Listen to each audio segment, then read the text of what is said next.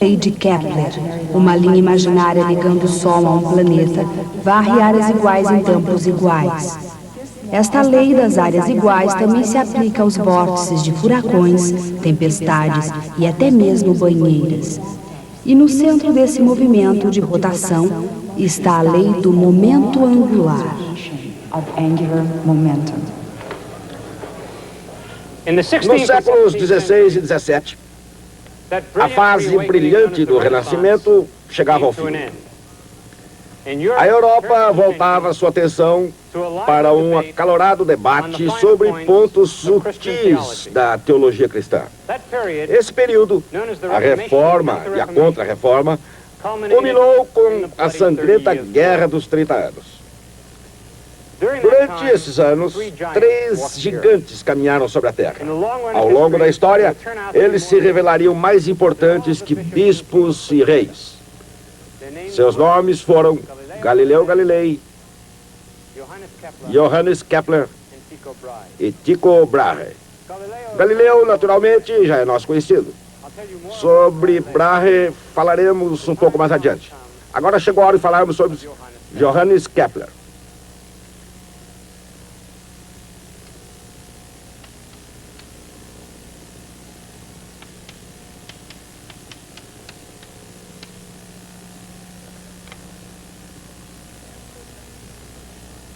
Kepler certamente não tinha o aspecto de um gigante.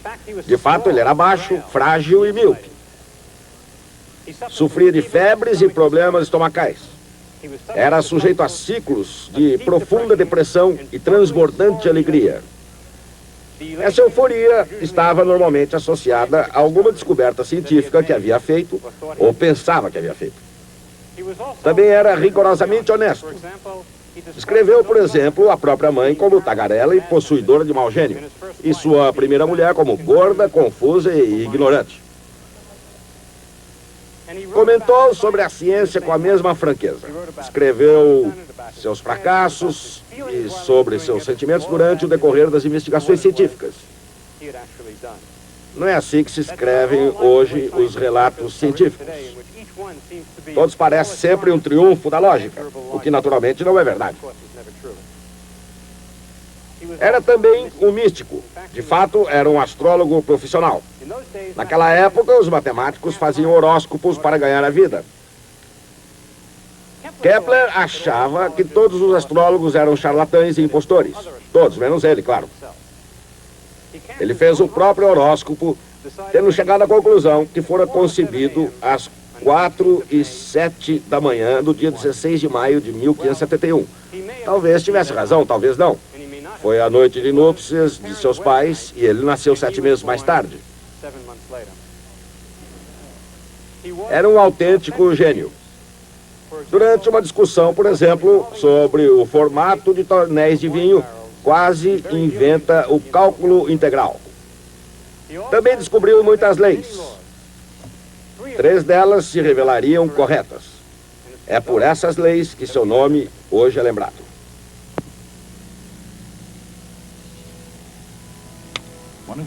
Uma das 3 leis de Johannes Kepler, a segunda, revelou-se um dos mais sedutores e universais princípios da natureza. Um princípio que explica a forma das galáxias e a fúria dos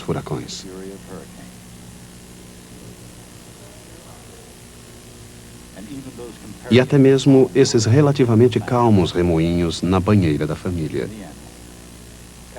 Afinal, a segunda lei de Kepler acabou sendo vista como uma simples consequência da lei de conservação do momento angular. Mas, no início, sua ideia foi considerada uma extravagância, um corpo de conhecimento grego talhado em pedra, uma afronta contra a anatomia aceita do universo.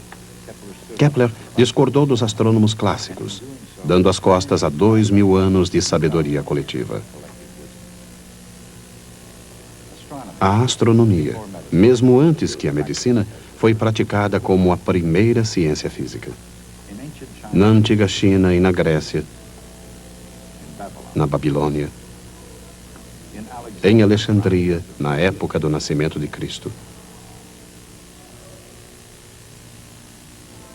Em Copan, o centro científico sagrado dos maias, na sabedoria do califafo de Bagdá, na Alhambra Moura, onde a matemática e a arte se combinaram, produzindo magníficos projetos. Onde quer que o homem dependesse dos ciclos da natureza, e isso significava, onde quer que houvesse plantações, os povos dependiam dos astrônomos para lhes mostrar o caminho previsto pelas estrelas. Quanto mais os astrônomos conheciam os céus, mais eficientes se tornavam aqui na Terra. E assim acabaram tentando reproduzir o céu na Terra, um modelo do universo que reproduzia a configuração estrelada que haviam observado durante séculos.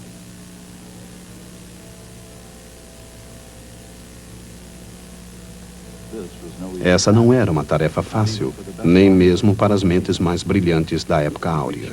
Os gregos criaram todas as espécies de esquemas originais até mais ou menos o ano 350 a.C., quando apareceu Aristóteles, que lançou algumas ideias sobre tudo que existia sob o Sol, ele inclusive.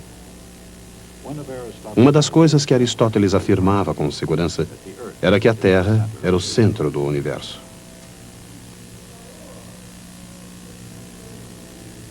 Ele também argumentava de maneira convincente que todos os corpos celestes se movimentavam em círculos uniformes e perfeitos. Na verdade, isso não acontece. Assim, para desenhar os movimentos planetários segundo as linhas aristotélicas, os astrônomos precisaram recriar um cosmos de círculos complicados, girando sobre outros círculos complicados. Esse sistema rotatório de epiciclos era fantástico e tão complexo que podia ser considerado quase incompreensível, mas salvava as aparências. E com uma linguagem científica difícil, justificava o introduzir de pinos redondos em orifícios quadrados. E além disso, muitas vezes o sistema realmente funcionava. Ele, mais ou menos, previa, por exemplo, as posições das estrelas e dos planetas. Auxiliava a navegação. E talvez mais importante, ajudava os astrônomos a fazerem os horóscopos reais mais confiáveis, o que influía na segurança dos seus empregos. Na verdade, a visão aristotélica, com a Terra no centro do universo, na qual todo movimento era uniformemente circular, satisfazia quase todo mundo. Quase todo mundo, com exceção de Nicolau Copérnico, que por volta de 1500 escreveu um livro que pode ser considerado um verdadeiro furacão intelectual: A Revolução dos Corpos Celestes. Em suas páginas havia ideias suficientemente poderosas para atirar a Terra no espaço, abalando as próprias bases da ciência física nesse processo. Em outro simples capítulo, Copérnico recriou o universo. Ele colocou o Sol, não a Terra, no seu centro. E colocou a Terra como mais um planeta em órbita ao redor do Sol. O universo de Copérnico era uma ideia tão revolucionária como nenhuma outra antes ou depois. Na verdade, a partir de Copérnico, a palavra revolução passou a significar uma mudança radical. Mas, mesmo enquanto tentava derrubar as ideias de Aristóteles, Copérnico conservou a prática arraigada da atividade do astrônomo: manter as aparências. Os planetas giram em torno do Sol, ele ousou dizer, e não em circunferências perfeitas, nem com velocidades uniformes. No entanto, para manter as aparências, ele não ousou ir mais longe. Copérnico concluiu seu livro reproduzindo a velha história de epiciclos. Assim, no final das contas, o sistema de Copérnico era não mais estranho do que aquele que ele queria substituir. Seu teor revolucionário permaneceu quase escondido por trás da cortina de fumaça da complexidade astronômica. De qualquer maneira, essas ideias produziram centelhas que incendiaram a imaginação de Johannes Kepler. Ele sabia que Copérnico havia minado a estrutura da primeira grande máxima da antiguidade. Uma vez que a Terra não era o centro fixo do universo, Kepler estava livre para se desviar do movimento circular uniforme. Mas o que poderia tomar o seu lugar?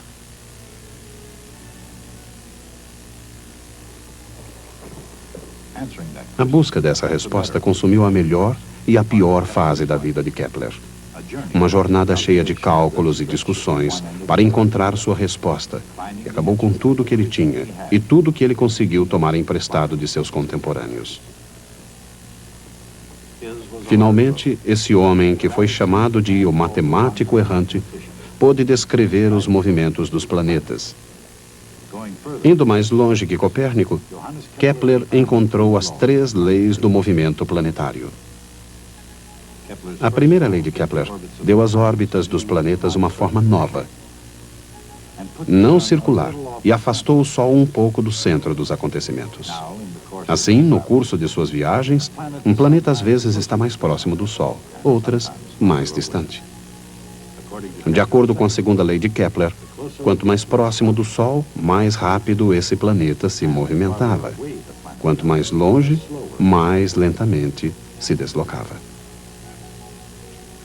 A terceira lei dizia que quanto maior a órbita de um planeta, mais tempo ele demorava para percorrê-la. As 3 leis de Kepler descrevem os céus com precisão matemática.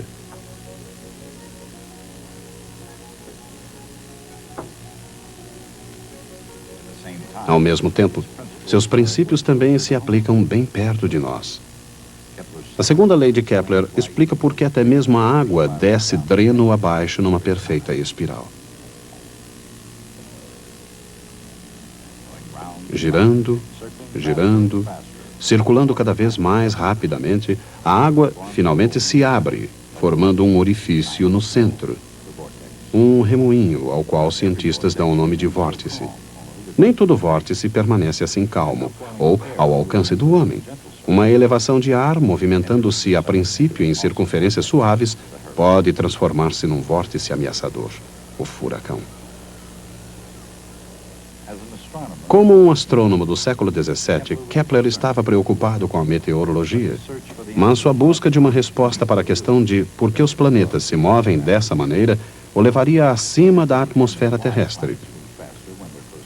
Caberia a Newton determinar por que os planetas se movimentam mais rapidamente quando estão mais próximos do Sol. Mas Kepler descobriu quão mais rápido eles se movem quando se aproximam do Sol. À medida em que um planeta se move em torno do Sol, o vetor do Sol ao planeta varre áreas iguais em tempos iguais. Quando o planeta está longe do Sol, movimentando-se lentamente, ele varre uma determinada área num determinado período. Quando está mais próximo do Sol, movimentando-se mais rapidamente, cobre a mesma área no mesmo período de tempo.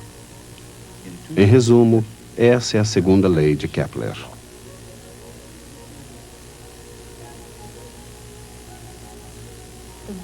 O vetor varre uma área de forma triangular. A área do paralelogramo, formado por 2 vetores, é seu produto vetorial.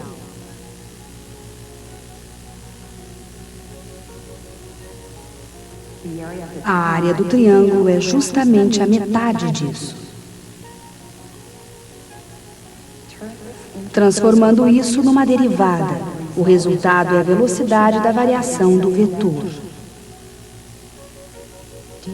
dA dt é igual a meio r vetorial v, uma constante, exatamente o mesmo em todas as partes da órbita do planeta. A lei das áreas iguais de Kepler não se aplica apenas aos planetas em órbita. Aqui, cada gota obedece à mesma lei. A água parece calma, parada, imóvel. Mas devido à rotação da Terra, entre outras razões, a água em qualquer recipiente circula. E às vezes a água em movimento produz efeitos cada vez mais surpreendentes. A princípio, ela escoa lenta e suavemente. Mas à medida em que flui, a água começa a circular em torno do dreno. Exatamente como os planetas de Kepler, ela varre áreas iguais em tempos iguais. Mas ao contrário dos planetas, a água se movimenta em circunferências cada vez menores, cada vez mais rapidamente até atingir o seu vórtice. O remoinho perdura até a água escorrer. Uma vez iniciado o movimento do vórtice, é muito difícil interrompê-lo. Objetos em rotação, um planeta, a água, até mesmo um patinador no gelo, todos obedecem à mesma lei básica. Não se trata da lei de áreas iguais, que é uma consequência relacionada, porém incidental, de uma lei mais profunda da natureza. Trata-se da lei da conservação do momento angular. O que é momento angular? A conservação da quantidade de movimento vem da lei de Newton. A força é igual à velocidade de variação da quantidade de movimento. Se não há força, a quantidade de movimento não se altera. Ela é constante. Em outras palavras, a quantidade de movimento é conservada. Mas uma estranha mudança ocorre quando o momento é angular. Mesmo que uma força seja aplicada a um corpo, alguma coisa ainda pode ser zero. E alguma coisa é igual a zero. Não a força, mas a torção. Em termos matemáticos, R vetorial F igual a zero. Naturalmente, nem todas as forças se comportam dessa maneira. Para abrir uma válvula, por exemplo, ou fazer uma roda girar, uma torção é tudo o que é necessário. Mas no caso de um planeta em órbita, ou da água escorrendo através de um cano, e até mesmo de um furacão, não existe essa força de torção. Na verdade, a gravidade e a pressão do fluido, as principais forças em ação nos vórtices, não podem ser aplicadas no centro do movimento. Por quê? Porque nesses casos, R vetorial F igual zero.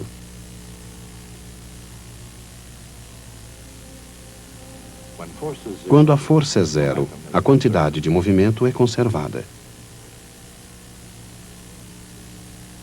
Quando R vetorial F é zero, algo mais é conservado. Então, R vetor F é derivada do quê? A resposta é encontrada na diferenciação de R vetorial V. Use a regra do produto. dr dt é V e V vetorial V é zero. Assim, a derivada de R vetorial V é R vetorial A. Agora multiplicamos pela massa.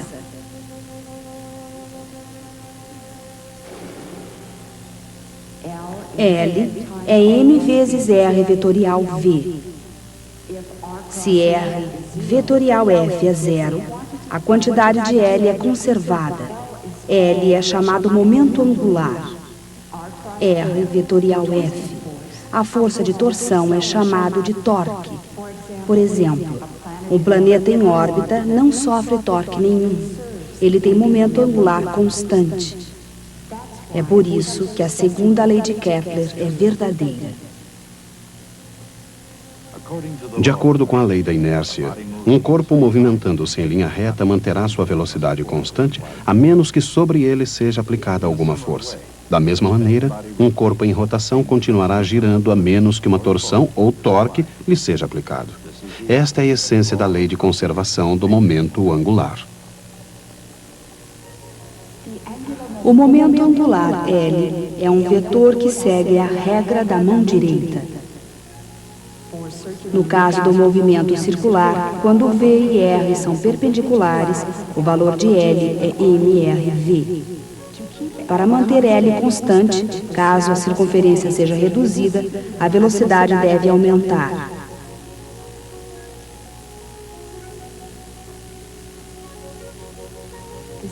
A mesma regra básica explica a segunda lei de Kepler. Numa órbita elíptica, um planeta deve se mover mais rapidamente quando está mais próximo do Sol e mais lentamente quando está mais distante dele. A mesma ideia se aplica a um patinador girando em circunferências. Quando ele recolhe os braços, todo o seu corpo gira mais depressa para conservar o momento angular. É claro que a água quente é diferente do gelo, mas a física é mais ou menos a mesma.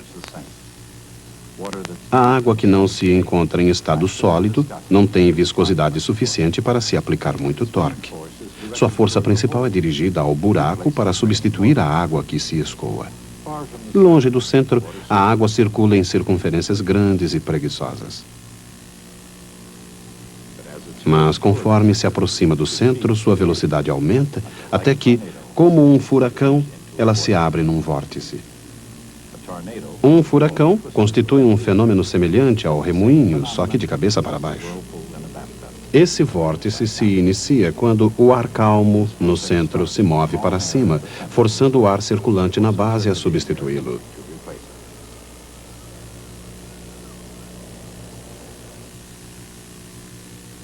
Às vezes, a ascensão é provocada pelo fogo. Quando um vórtice se desenvolve, o fenômeno é conhecido como uma tempestade de fogo, ou melhor, um furacão de fogo. Não foi a vaca de propriedade da senhora O'Leary a responsável pela devastação de Chicago em 1871. O responsável foi o vórtice de um furacão de fogo. Durante a Segunda Guerra Mundial, como as vítimas puderam aprender, as tempestades de fogo, uma vez iniciadas, eram muito difíceis de serem debeladas. Aparentemente duram eternamente. A mancha vermelha de Júpiter é um enorme furacão em atividade pelo menos desde 1610. Galileu foi o primeiro a observá-la, quando olhava 4 dos satélites de Júpiter orbitando num plano. De maneira semelhante, os anéis de Saturno são satélites num plano em torno de um corpo central. A estrutura de todo o sistema solar é constituída dessa mesma forma. Além disso, muitas galáxias compartilham da mesma forma básica. Um disco chato em volta de um centro globular. Na estrutura do universo, por que seria essa forma de disco tão generalizada? Provavelmente em virtude da conservação do momento angular. Imaginemos uma galáxia que começa como um enorme globo esférico, uma gigantesca massa giratória de protoestrelas, grãos e poeira cósmicos. Imaginemos cada partícula de matéria atraída pela gravidade de toda a matéria do interior desse globo, concentrando-se partícula a partícula num ponto do centro. À medida em que as partículas se deslocam para o seu interior, elas vão adquirindo velocidade, movimentando-se cada vez mais rapidamente, em vez de cair em direção ao centro. Elas estão em órbita e continuam em órbita para sempre. É assim que o momento angular ajuda a projetar a forma do universo. Em 1562, ocorreu uma importante conjunção dos planetas superiores. O evento foi observado com emoção por um mundo mergulhado na astrologia. Descobriu-se que as antigas tabelas astronômicas e predições astrais estavam defasadas de alguns dias. E as novas tabelas de Copérnico eram ainda piores. Tudo isso teve um efeito devastador sobre um jovem aristocrata dinamarquês. Seu nome era Tycho Brahe.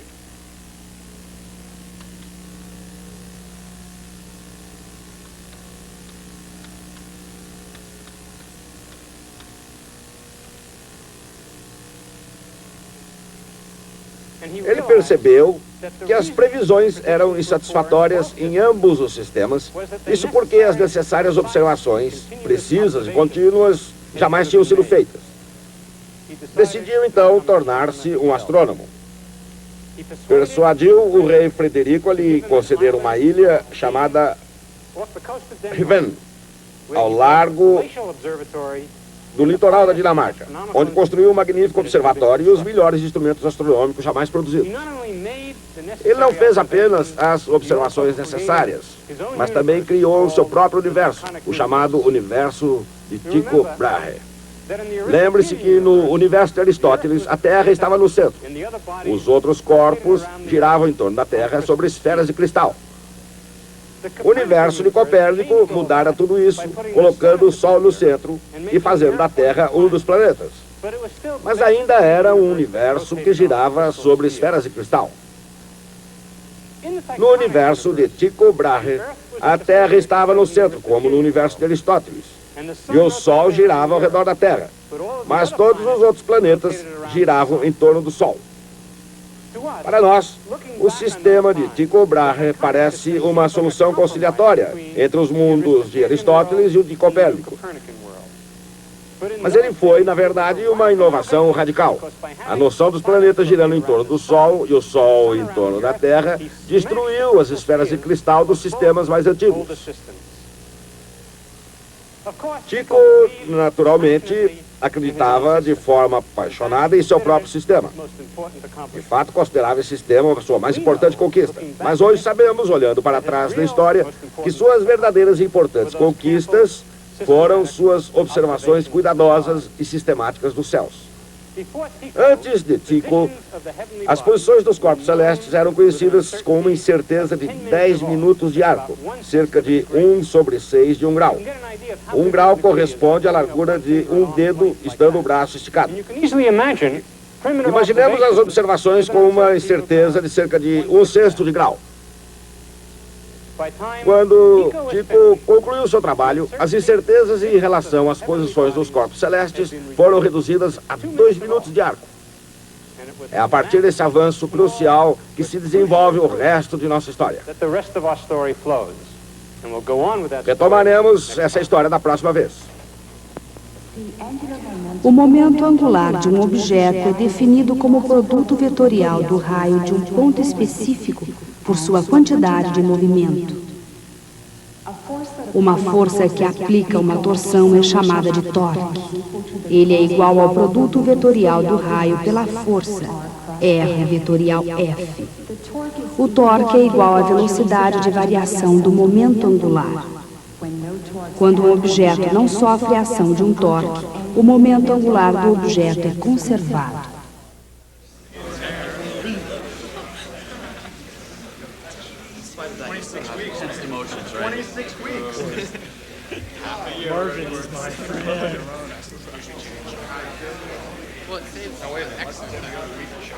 Yeah, unfortunately. It's not good to be out early. Sure it is. You come back late.